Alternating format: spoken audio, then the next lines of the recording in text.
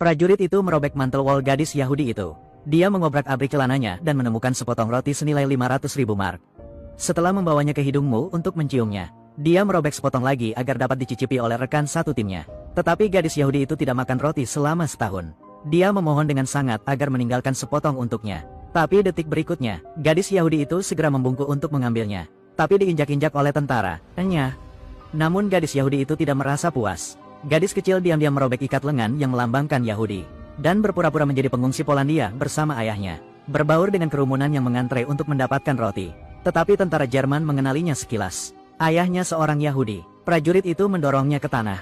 Pukul dia dengan keras, untuk memperingatkan orang Yahudi lainnya. Ini harga mencuri roti. Dan gadis Yahudi itu, untuk memisahkan dirinya dari ayahnya, berdiri di samping dan menonton.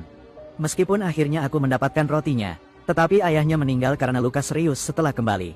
Untuk mengisolasi orang Yahudi dan pengungsi Polandia, Jerman membangun tembok yang tinggi. Mereka memutuskan untuk memenjarakan orang-orang Yahudi di karantina. Karena kekurangan makanan yang parah di daerah karantina, jadi setiap hari ada orang Yahudi yang mati kelaparan. Bocah Yahudi ini sangat lapar, dia tidak tahan lagi, jadi dia memanjat tembok untuk mencuri sepotong roti. Namun begitu ia tiba di area karantina, ia ditemukan oleh seorang gadis Yahudi yang lewat. Gadis itu memojokkannya dan mengancamnya akan memberikan roti itu. Jika tidak, dia akan melaporkanmu ke Jerman. Anak laki-laki itu takut dibawa ke kamp konsentrasi, dipaksa untuk mengirimkan roti. Gadis kecil Yahudi itu mendapatkan roti dan kemudian pergi dengan perasaan puas.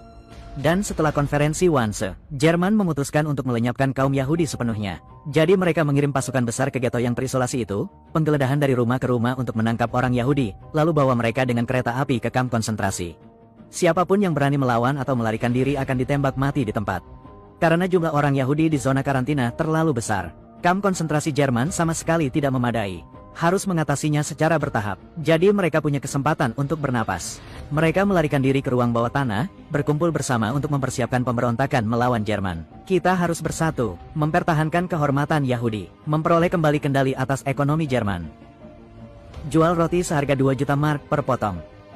Orang-orang Yahudi kemudian segera mengambil tindakan. Mereka berbaur dengan orang-orang yang ditangkap, memanfaatkan kurangnya kewaspadaan Jerman, tiba-tiba menyerang dan menembak mati 5 tentara Jerman.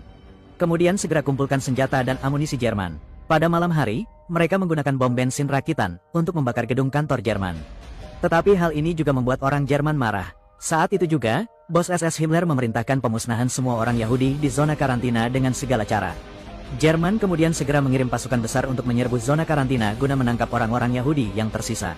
Namun para pejuang perlawanan Yahudi kembali berbaur dengan kerumunan, dan tiba-tiba menyerang pengawal Jerman. Beruntung, pasukan Jerman di dekatnya mendengar suara tembakan, segera untuk mendukung.